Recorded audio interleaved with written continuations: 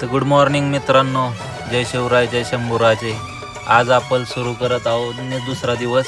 आज आपण आलो आहोत महाबळेश्वरमधले पाचगणी या ठिकाणी. सकाळ सकाळी पाचगणीमध्ये टेबल लँड हा पॉईंट आहे, तिथं आपण आज आलो. आपली गाडी वगैरे पार्किंग केली. हे पाचगणीचं मेन व्ह्यू आहे, म्हणजे वरती आल्या आल्या. आता काय तिथं घोड्याचं वगैरे बंद आहे पावसामुळे, सध्या तर बंद असतं. कोणी येत असेल तर त्यांनी माहिती घेऊन यावं. किंवा बाकीचा नजारा कसा आहे, टॉपचा नजारा असतो आपल्याकडे. त्यात म्हणलं मग आपली पण थोडी लोकांना दाखवावी. आपण गोरा आहे का काळा आहे तो लोकांना समजायला पाहिजे.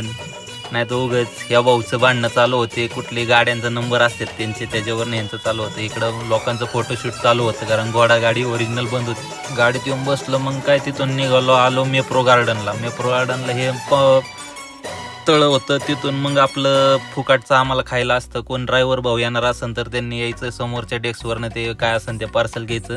टाटा मोटर्सने यांना गिफ्ट दिलेली, त्यांनी तर शो करून ठेवलेली. तिथून आलं वॅक्स म्युझियमला.